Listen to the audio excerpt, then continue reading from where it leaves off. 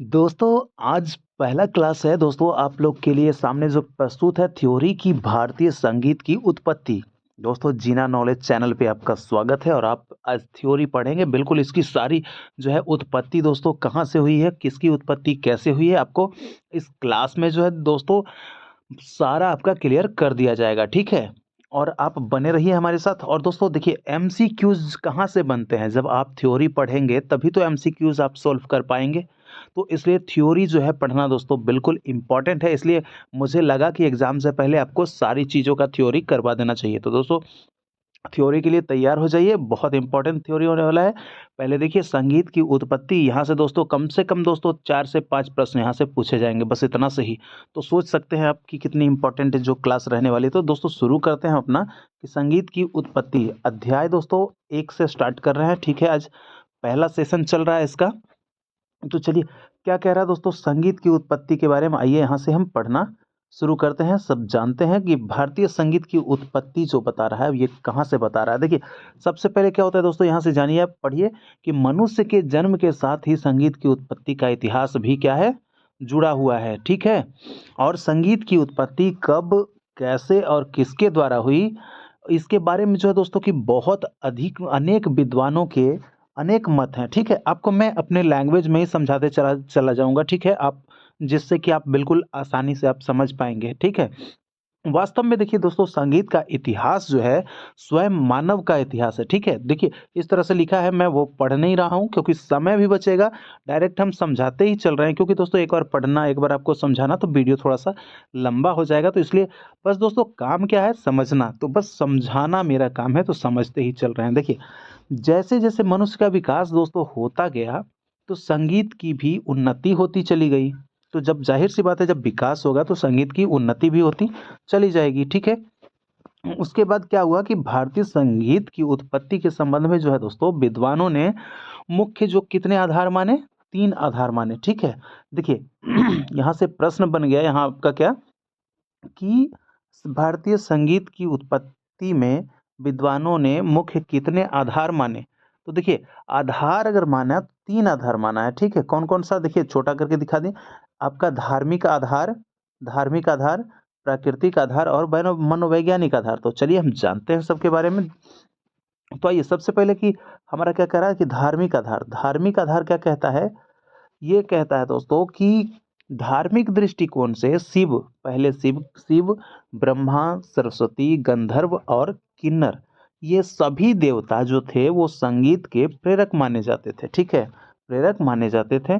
और शिव के हाथों में जैसे कि आप डमरू देखते हैं शिव के हाथों में, और सरस्वती के हाथों में वीणा देखते हैं, और स्वर्ग में जो किन्नर जो दोस्तों वो हैं वादन करने वाले, और आपका जो है गंधर्व जो है वो क्या है, गायन करने वाले, ठीक है?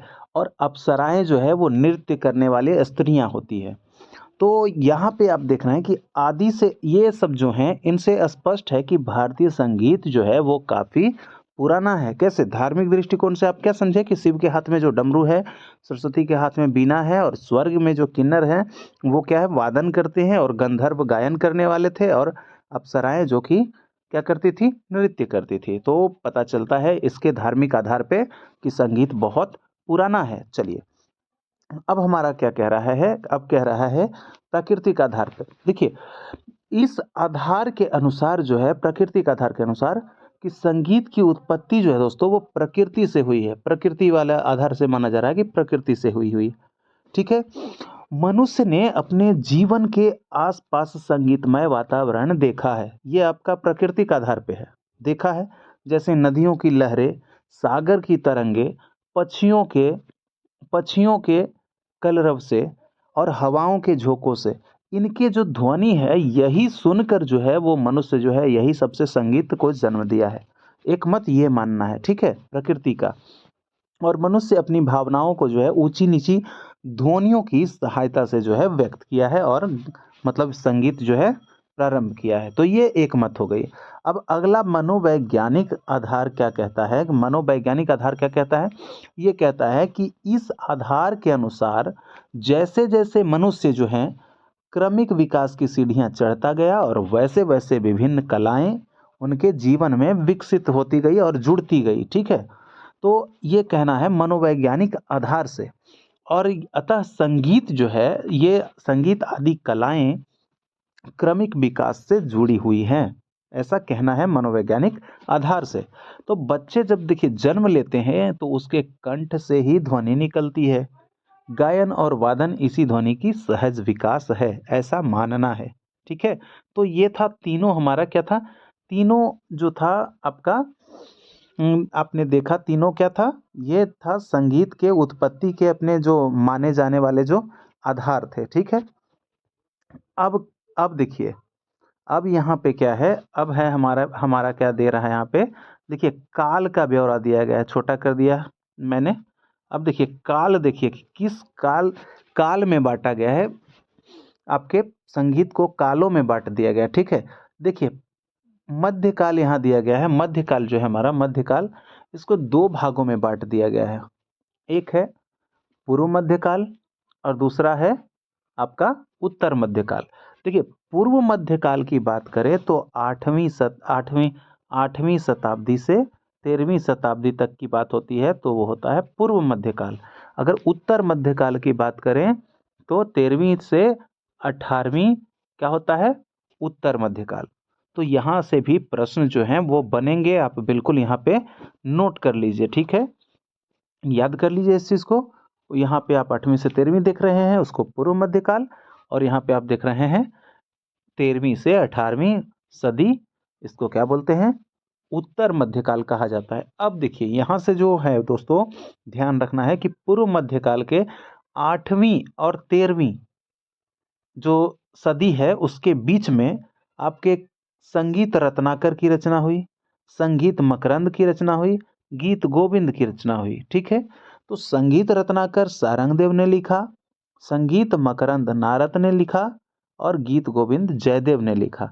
तो यहाँ से आपका क्लियर हो रहा है, क्या क्लियर हो रहा है कि सारंगदेव, संगीत और ये नारद और ये जयदेव, ये जो थे पूर्व मध्यकाल के ही संगीतज्ञ थे, ये पूर्व मध्यकाल में ही थे। ठीक है, अब आइए आपका, अब इधर जो उत्तर मध्यकाल है, इसमें दोस्तों देखिए इसमें बहुत सारे जो हैं संगीतज्ञ हुए। इसमें आपके राग तरंगनी के लेखक लोचन हुए, फिर आपका मान कौतूहल हुए, फिर आपके हुए पुंडरीक विट्ठल, फिर सोमनाथ हैं, अहोबल हैं और हृदय कौतुक हैं, और उसके बाद फिर वेंकटमुखी हैं और आपके श्रीनिवास हैं। तो ये जो जो पुस्तकें जब लिखा गया है यहाँ पे आपका क्लियर कर दिया गया है। देखिए राज तरंगनी लोचन, और मान कौतूहल मान सिंह तोमर, उसके बाद फिर आपका रागमाला और राग मंजरी या सद्राग चंद्रोय, तो ये आपके पुंडरीक विट्ठल ने लिखे हैं। राग विबोध तो सोमनाथ ने लिखे हैं 610 ईस्वी में, और संगीत पारिजात तो अहोबल, हृदय कौतुक और ये हृदय प्रकाश तो ये आपके हैं हृदय नारायण देव। ठीक है, और चतुर्दंडी प्रकाशिका वेंकटमुखी, और राग तत्व विबोध जो है श्रीनिवास। चलिए इतना जो है फटाफट आप नोट कर लीजिए कि कौन कौन से जो हैं राइटर और कौन सा उनका ग्रंथ है, तो इतना आप नोट कर लीजिए इस चीज़ को। ठीक है, नोट कर लीजिए इसको। अब बढ़ते हैं यहाँ से आगे थोड़ा सा। ठीक है, थोड़ा सा आप रोक के वीडियो को नोट कर लीजिए। चलिए अब यहाँ क्या कह रहा है कि यहाँ उपरोक्त जो है ऊपर में, यानी कि सारणी के उपयुक्त सारणी से आप जान चुके होंगे कि मध्यकालीन को फिर से दो विभागों में विभाजित किया गया है, एक पूर्व मध्यकाल और एक उत्तर मध्यकाल। जैसा कि आप देख रहे हैं 800 से 1300 ईस्वी तक और आपका 1300 से 1800 ईस्वी तक। ठीक है, तो ये बिल्कुल क्लियर हो गया। अब देखिए, अब यहाँ पे ऊपर में हमारा कुछ छूट रहा था, ऊपर में क्या कह रहा है, अब देखिए इतिहास जानते हैं इसका। वो काल तो आप देख लिए, नीचे का जो काल था वो पहले ही हम बता दिए। अब इसलिए हम वहाँ पहले बता दिए क्योंकि यहाँ पे थोड़ा सा वो चार्ट के बाद यहाँ पे आपको पढ़ने में जो है आसानी होगी। तो चलिए देखिए कि भारतीय संगीत के इतिहास को हम 3 भागों में बांटते हैं। ठीक है, वहाँ तो देख लिए आप, मध्य से देखे हैं। अब यहाँ देखिए मध्य में आप वो सब तो जान लिए। अब यहाँ से आइए सीरियल से। तो यहाँ पे इतिहास में 3 भागों में बांट सकते हैं। देखिए पहला है प्राचीन काल प्रश्न बनेगा यहाँ से कि भारतीय संगीत के इतिहास को कितने भागों में बांटा गया है। तो भाई वहाँ जो बनेगा वो 3 भागों में बांटा गया है। देखिए प्राचीन काल पूछे कि कब से कब तक, तो 800 ईस्वी तक माना जाता है। आदि से 800 ईस्वी तक प्राचीन काल माना जाता है। अगर मध्यकाल पूछे तो 800 से लेकर 1800 बताना है। भले ही इसमें आप देख लिए ना 2 पार्ट बटा हुआ है, ठीक है। एक 8 से लेकर 13 है और दूसरा है 13 से 18, यानी 13वीं से 18वीं सदी। देखिए इसीलिए हम वो पहले बताए थे। देखिए आ गई बात अभी। और अगला है आपका आधुनिक काल, जो कि 1800 ईस्वी से अभी वर्तमान में जो चल रहा है उसी को आधुनिक काल के नाम से हम लोग जान रहे हैं, और हम लोग जो हैं आधुनिक में हैं, ठीक है। चलिए अब अगला प्रश्न, यहाँ अगला क्या है हमारा टॉपिक, प्राचीन काल। अब देखिए प्राचीन काल की बात कर रहा है तो प्राचीन काल में क्या है, प्राचीन काल का ये आप देख लीजिए, यहाँ पे छोटा कर दिया मैंने, कि प्राचीन काल जो है वो आदि काल से लेकर 800 ईस्वी तक के ईस्वी को प्राचीन काल कहा जाता है, ठीक है। अब प्राचीन काल जो है, आपको प्राचीन काल को 2 भागों में बांट दिया गया है, एक वैदिक काल और एक संदिग्ध काल, ठीक है। वैदिक काल, संदिग्ध काल, यानी उसको क्या बोलते हैं, उसको देखिए यहाँ से लाया गया है, यहाँ पे भरत काल भी बोलते हैं, ठीक है, भरत काल भी बोलते हैं। अब देखिए यहाँ पे जो हमारा है कि वैदिक काल में आपके ऋग्वेद, यजुर्वेद, अथर्ववेद और सामवेद, ये चारों वेद की रचना हुई, ठीक है। संगीत की उत्पत्ति हमारा इसी सामवेद से हुआ है, ठीक है, संगीत की उत्पत्ति।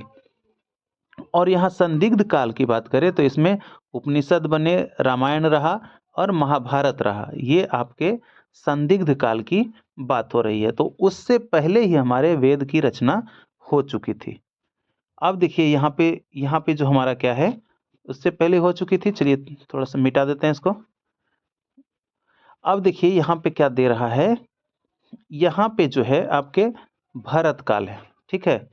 यहाँ पे क्या है, भरत काल है।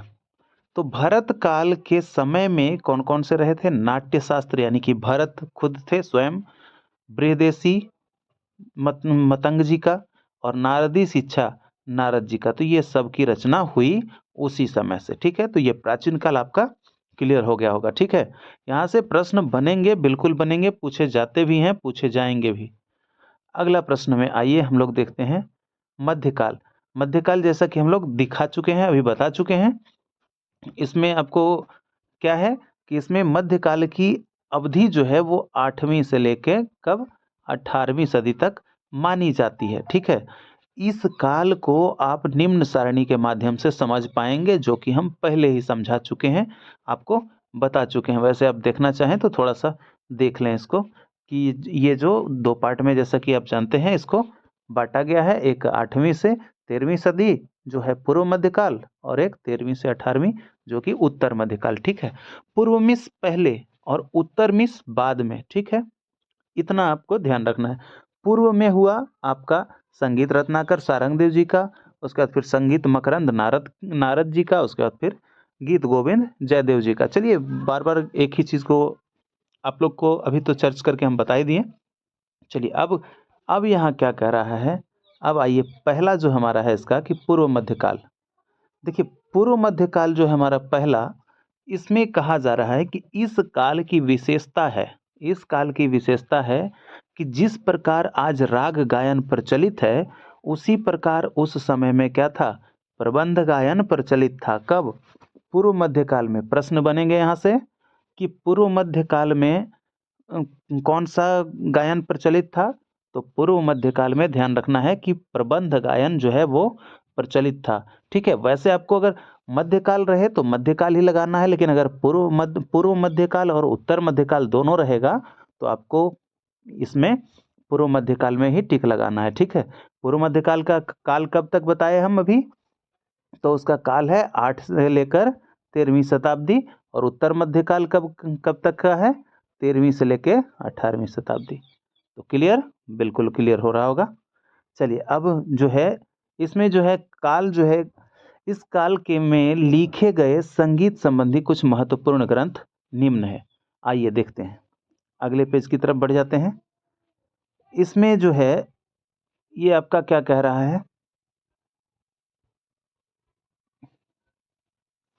अब देखिए इसमें जो कहा जा रहा है आपका कि थोड़ा सा छोटा ही देखना पड़ेगा, कोई बात नहीं, मैं पढ़ा दे रहा हूँ। देखिए इसमें जो रचना हुई आपके संगीत मकरंद की रचना हुई। चलिए बारी बारी से दोस्तों अगर कॉपी पेन लेकर बैठे होंगे तो नोट करते भी चलना है, सारे प्रश्नों को नोट कर लेना है, क्योंकि संगीत की उत्पत्ति जो है आज बिल्कुल पूरा ही समाप्त कर देंगे। दोस्तों चैनल पे नए हैं या पुराने हैं, चैनल को सब्सक्राइब कर लीजिए, क्योंकि दोस्तों जो भी आज से जो स्टार्ट हुआ है टोटल थ्योरी क्लास आपकी जो है पूरी की पूरी जो संगीत की थ्योरी क्लास है वो सारा का सारा क्लियर करवाने वाला हूँ। तो ये पहला सेट मानिए, पहले सेट चल रही है, ठीक है। तो चलिए ये जो है हमारा कि संगीत मकरंद, ठीक है, संगीत मकरंद जो है वो लिखा गया है, संगीत मकरंद लिखा गया। तो संगीत मकरंद के बारे में क्या कह रहा है कि इस ग्रंथ के रचयिता जो है वो नारद जी हैं। चलिए नोट कीजिए कि संगीत मकरंद के रचयिता जो है वो कौन है, नारद जी हैं, ठीक है, वो नारद जी हैं। और जो आपके रचयिता जो नारद जी हैं, नारद जी, तो इन रागों को जो है, रागों को स्त्री, पुरुष और नपुंसक वर्गों में विभाजित किया है, ठीक है, किसमें, संगीत मकरंद में। संगीत मकरंद में जो है रागों को 3 भाग में इसको बांट दिया, यानी कि जो है स्त्री, पुरुष और नपुंसक, नपुंसक वर्ग में विभाजित करने का वर्णन जो है सर्वप्रथम इसी पुस्तक में प्राप्त है, किसमें, संगीत मकरंद में, ठीक है, संगीत मकरंद में। आपसे क्वेश्चन बनेगा कि सर्वप्रथम जो है रागों को जो है पुरुष और नपुंसक स्त्री वर्गों में किसने विभाजित किया और कौन से पुस्तक में विभाजित है, तो याद रखना है संगीत मकरंद में है, और विभाजित किसने किया, नारद जी ने किया। दोस्तों यही सब तो प्रश्न बनते हैं, क्योंकि आप जब तक थ्योरी पढ़ेंगे नहीं डिटेल्स, तब तक आप अच्छे अच्छे प्रश्न बना नहीं पाएंगे, बिल्कुल।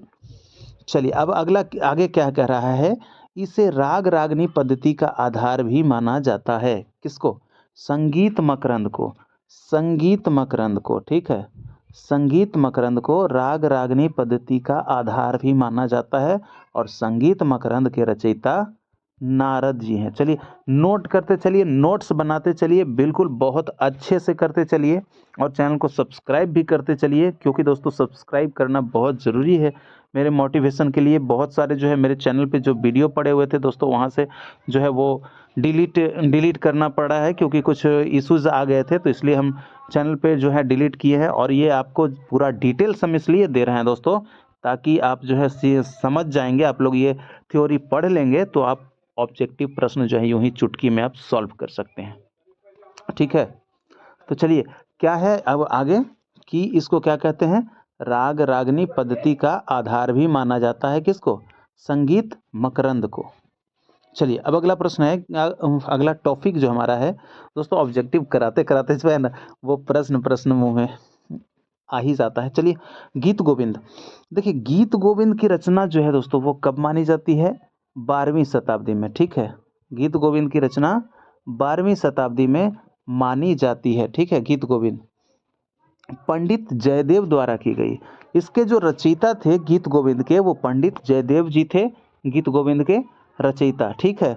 अब देखिए जयदेव कवि ही नहीं अपितु गायक भी थे, यानी वो कवि ही नहीं थे, केवल रचना ही नहीं करते थे, वो क्या थे, वो गायक भी थे, ठीक है, वो गायक भी थे।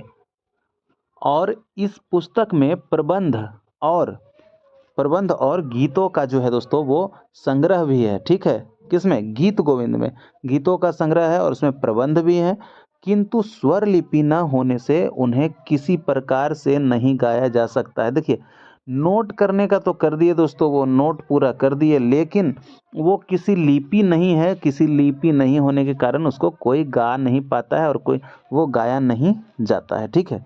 कौन, गीत गोविंद, याद रखना है रचना कब, गीत गोविंद की 12वीं सदी में, किनके द्वारा, जयदेव के द्वारा, ठीक है, गीत गोविंद के लेखक जयदेव।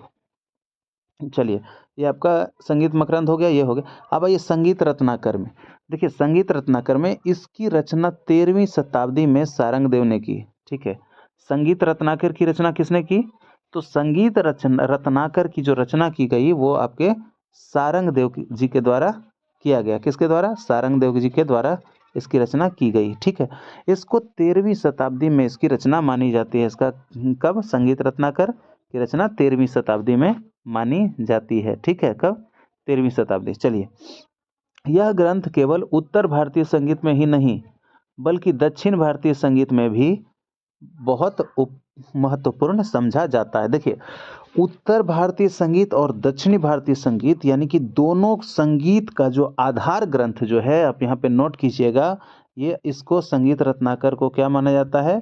आधार ग्रंथ माना जाता है। उत्तर और दक्षिण संगीत का आधार ग्रंथ संगीत रत्नाकर को माना जाता है। यह 13वीं शताब्दी में लिखा गया है और किसने? सारंगदेव ने लिखा है। ठीक है, क्लियर? चलिए, आपका हो गया ये भी क्लियर। अब आइए आप उत्तर मध्यकाल में। ठीक है, पूर्व मध्यकाल से बात हो गई खत्म हमारी।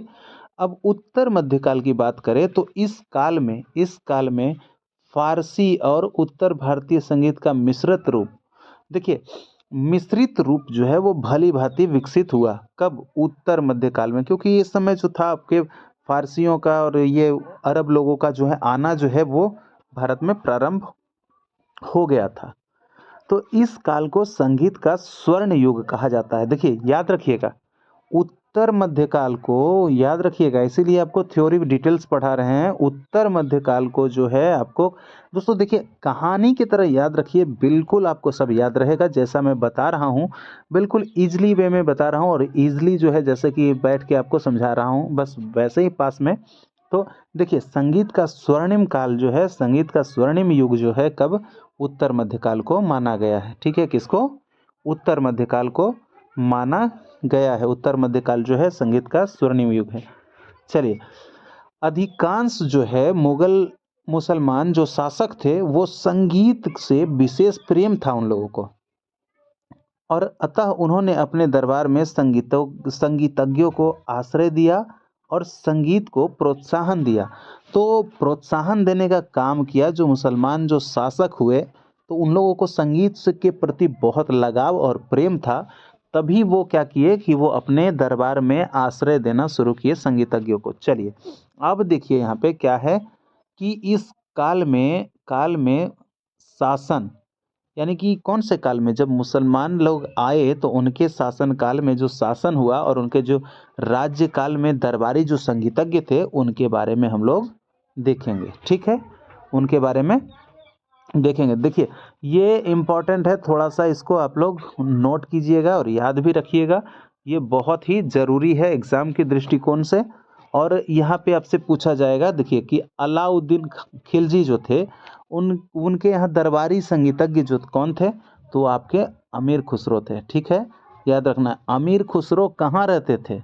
किसके दरबारी संगीतज्ञ थे? तो हमारा क्वेश्चन बनेगा अलाउद्दीन खिलजी, इसका आंसर होगा। ठीक है, यहाँ से क्वेश्चन बनेंगे और जो है ये आंसर होगा अलाउद्दीन खिलजी। ठीक है, अब देखिए, आविष्कार की बात करें कि अलाउद्दीन जो खिलजी के दरबार में जो दरबारी संगीतज्ञ अमीर खुसरो जो थे वो किसके किसके आविष्कारक माने जाते थे? तो देखिए दोस्तों, यहाँ पे आप देखिएगा, ध्यान दीजिएगा। यहाँ आपके जो आविष्कारक है, सितार के, कव्वाली के आविष्कारक, तराना के आविष्कारक, तबला के आविष्कारक, रागों के साजगिरी, फिर आपका संप्रदा आदि के आविष्कारक माने जाते हैं। तो यहाँ से आप नोट कीजिए, नोट्स में अपने लिखिए कि सितार के आविष्कारक अमीर खुसरो, कव्वाली का आविष्कारक अमीर खुसरो, तराना के आविष्कारक भी अमीर खुसरो, तबला भी अमीर खुसरो और रागों के साजगिरी भी अमीर खुसरो। ठीक है, तो देखिए, अलाउद्दीन खिलजी का काल जो रहा है वो 1269 ईस्वी से लेकर 1316 ईस्वी तक दिल्ली सल्तनत में रहा है अलाउद्दीन खिलजी का काल। ठीक है, और अमीर खुसरो उसके दरबारी जो क्या थे? संगीतज्ञ थे। ठीक है, चलिए अब आगे बढ़ते हैं अगले। अब देखिए, सुल्तान हुसैन सरकी जो कि 1458 ईस्वी से 1499 ईस्वी तक जौनपुर के क्या थे? राजा थे, और दरबारी संगीतज्ञ सुल्तान हुसैन सरकी के स्वयं थे। देखिए, सुल्तान हुसैन सरकी का जो आविष्कार आप देखेंगे वो बड़ा ख्याल के आविष्कारक सुल्तान हुसैन सरकी को ही माना जाता है। और आपको रागों में सिंधु, भैरवी, जौनपुरी, तोड़ी आदि जो है वो सब का भी आविष्कारक जो है इनको सुल्तान हुसैन सरकी को ही माना जाता है। ठीक है, तो बहुत ही इम्पोर्टेंट यह जो है आपको चार्ट जो देख रहे हैं, बहुत ही इम्पोर्टेंट ये चार्ट है, आप इसको याद कर लीजिए। अब देखिए राजा मान सिंह तोमर, तो राजा मान सिंह तोमर के यहाँ जो थे, राजा मान सिंह तोमर आप लोग स्वयं जानते हैं कि ये एक ध्रुपदीय हुए। राजा मान सिंह तोमर, ध्रुपद का आविष्कार राजा मान सिंह तोमर ने ही किया था। किसने? ध्रुपद का आविष्कार राजा मान सिंह तोमर ने ही किया था। देखिए, और इनके दरबार में जो रहते थे राजा मान सिंह तोमर के, वो एक और थे नायक बख्श, ये भी क्या थे? ध्रुपदीय ही थे। इन्होंने आविष्कार नहीं किया कुछ, ठीक है। अब देखिए यहाँ जो है आगे अकबर के बारे में कहा जा रहा है कि अकबर का राज जो रहा है वो 1556 ईस्वी से लेकर 1605 ईस्वी तक रहा है। और इनके दरबारी संगीतज्ञ की बात करें तो इसमें जो है आपके तानसेन, नायक, आपके बैजू बावरा हो गए, फिर नौबरत खां हो गए, उसके बाद फिर तानरंग खां हो गए, फिर गोपाल नायक हो गए। तो ये सब इनके जो अकबर के जो थे दरबारी संगीतज्ञ कौन कौन थे? तो इतने ये सब अकबर के दरबारी संगीतज्ञ थे। देखिए अब यहाँ पे आविष्कार की बात कर लेते हैं कि किसका आविष्कार है। देखिए तानसेन जो है इसमें से एक ऐसे जो कि बहुत प्रसिद्ध जो है वो आपके तानसेन का सेनिया घराना से संबंध है। इनका आविष्कार आप देखेंगे तो दरबारी कान्हड़ा, मियाँ की सारंग, मियाँ मल्हार, मियाँ की तोड़ी, रामकली मल्हार आदि जो है ये आविष्कारक माने जाते हैं। कौन? तानसेन। केवल तानसेन की ही इतनी आविष्कार है, बिल्कुल याद रखना है, भूलना नहीं है। अब देखिए बात कर लेते हैं हम जहांगीर की, ठीक है। जहांगीर की बात कर लेते हैं। जहांगीर का जो काल रहा है वो आपका 1605 ईस्वी से लेके 1627 ईस्वी तक का काल रहा है। और इनके दरबारी जो थे संगीतज्ञ शाहजहां के, प्रश्न दोस्तों ये पूछा जाता है, ठीक है, विलास खां के बारे में, तो याद रखना है विलास खां, छतर खां और मकसू खां। यहाँ से तो प्रश्न बिल्कुल बनेंगे ही, आपको याद रखना है, बिल्कुल रखना है। चलिए अब देखिए बात करते हैं कि शाहजहां के दरबारी में, तो इनका राज जो रहा है 1627 ईस्वी से लेके 1658 ईस्वी तक। और इनके दरबारी जो थे वो कौन थे? दीगर खां, लाल खां और आपके बिलास खां। बिलास खां देखिए यहाँ भी मिलते हैं, बिलास खां जहांगीर में भी मिलते हैं, तो बिलास खां दोनों जगह के रहे हैं, ठीक है। चलिए अब देखिए मोहम्मद शाह रंगीले, जो कि प्रश्न जो है दोस्तों इनसे बहुत आते रहते हैं। तो मोहम्मद शाह रंगीले जो हैं वो 1719 से लेके 1748 ईस्वी तक का जो है इनका काल रहा है। और सदारंग अदारंग का नाम तो बिल्कुल घूमते ही रहता है हर एग्जाम में। तो सदारंग अदारंग के देखिए आश्रयदाता पूछ दिया जाता है, तो सदारंग अदारंग कहाँ है? मोहम्मद शाह रंगीले के दरबार में, ठीक है। और कौन? टप्पा के आविष्कारक सौरी मियाँ, बहुत इंपॉर्टेंट है, बिल्कुल इसको याद रखिएगा। देखिए ख्याल जो है, ख्याल के आविष्कारक माना जाता है सदारंग और अदारंग को, और टप्पा के आविष्कारक जो हैं वो आपके सौरी मियाँ, ठीक है। टप्पा जो है वो पंजाबी भाषा का बोल है। चलिए अब हो गया हमारा यहाँ पे आपका क्लियर। अब आइए आगे। अब देखिए अब क्या कह रहा है कि ये जो काल है, इस काल में विभिन्न शासकों काल में विभिन्न शासन काल में अत्यंत उपयोगी ग्रंथ लिखे गए हैं, ठीक है। शासकों के शासन काल में, यानी कि ये सब जो शासक थे इन सबों के काल में बहुत इम्पोर्टेंट जो है ग्रंथ लिखे गए हैं, जैसे कि उन सब ग्रंथों पे भी हम लोग चर्चा करेंगे थोड़ी थोड़ी। तो देखिए कौन सा है, तो यहाँ पे है आपका राग तरंगनी, जो कि 15वीं शताब्दी के आरंभ में लोचन, याद रखिए राग तरंगनी के लेखक लोचन, ठीक है, लोचन, क्लियर। तो राग 15वीं जो है आपकी शताब्दी के आरंभ में, शताब्दी के आरंभ में पंडित लोचन ने राग तरंगनी नामक ग्रंथ लिखा, ठीक है। प्रश्न बन गए यहाँ से भी, याद रखिए राग तरंगनी के लेखक 15वीं शताब्दी के आरंभ में किसने? लोचन ने, ठीक है। उन्होंने राग रागनी तथा राग वर्गीकरण के स्थान पर थाट राग पद्धति को स्थान दिया, ठीक है। थाट राग पद्धति को स्थान दिया और कुल जो है ये कितने थाट माने? 12 थाट माने, ठीक है। राग तरंगनी के अनुसार पूछा जाएगा प्रश्न कि 12 थाट किस ग्रंथ में माना गया है? तो आंसर बताना है राग तरंगिणी। और किन्होंने माना? तो लोचन ने माना। कितना? 12 थाट। ठीक है। और 12 थाटों में ही अपने समय के सभी रागों की उत्पत्ति की। क्लियर? चलिए अब आगे देखते हैं अगला क्या है, क्या लिखा गया है भाई। तो यहाँ लिखा गया आपका मान कौतूहल। मान कौतूहल यह ग्वालियर के राजा मान सिंह तोमर द्वारा लिखा गया है। और राजा मान सिंह तोमर ने तत्कालीन प्रसिद्ध संगीतज्ञों का एक सम्मेलन कराया। ठीक है। और उस सम्मेलन में संगीत शास्त्रों पर जो विचार किया गया है उसी का संग्रह जो है राजा मान सिंह ने किसमें? मान कौतूहल ग्रंथ के रूप में लिखा है। ठीक है। समझ में आया कि क्या हुआ?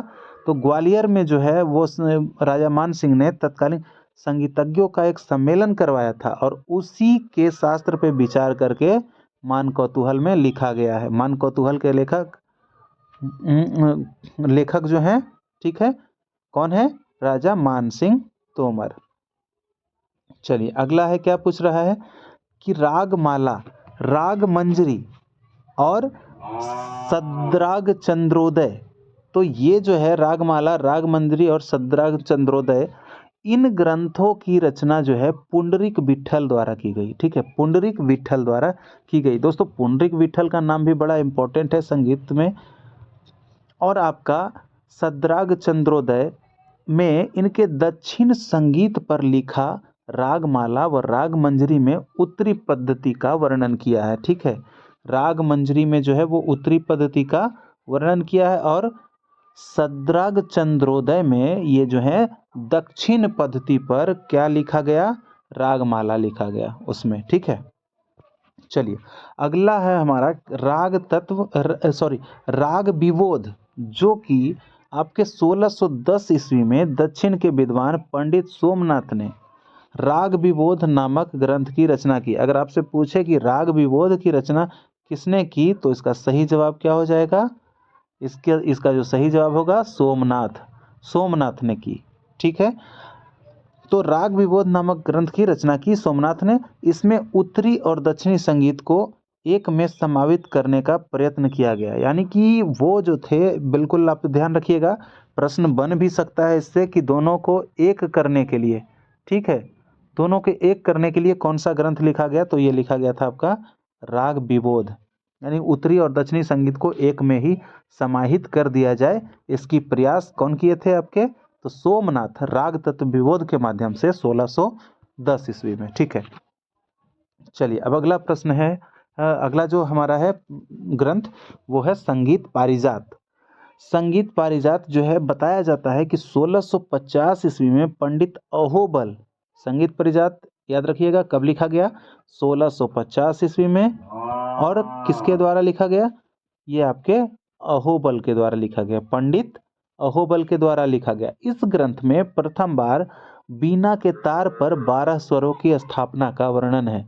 देखिए सबसे पहले यही वर्णन है, बीना के तार जो है तार पर 12 स्वरों के स्थापना का वर्णन जो है किस ग्रंथ में मिलता है? तो संगीत पारिजात में मिलता है। दोस्तों यही सब तो प्रश्न बनते हैं, यही सब तो मैं आपको समझाना चाह रहा हूँ, यही सब तो प्रश्न आते हैं। तो बिल्कुल कैसा लग रहा है सेशन को? अच्छा लग रहा होगा तो लाइक कर दीजिए, कमेंट कीजिए और शेयर भी कीजिए साथ साथ वीडियो को। मैंने अपना जो उन्होंने अपना शुद्ध सप्तक काफी को माना। शुद्ध सप्तक किनको माना? काफी को। कौन? ये आपके अहोबल। ठीक है। लगभग इसी समय में पंडित हृदय नारायण देव द्वारा हृदय कौतुक और हृदय प्रकाश ग्रंथ लिखे गए। यानी कि उसी समय के आसपास में लिखा गया। किनके द्वारा? हृदय नारायण के द्वारा, हृदय नारायण के द्वारा। कौन सा? हृदय कौतुक और हृदय प्रकाश। ठीक है। इनका तो छूटेगा नहीं क्योंकि हृदय हृदय है तो हृदय नारायण हो जाएंगे बिल्कुल। चलिए अब आइए, अब क्या कह रहा है, अब आगे यहां से देखते हैं। छठा जो है चतुर्दंडी प्रकाशिका। ठीक है। चतुर्दंडी प्रकाशिका।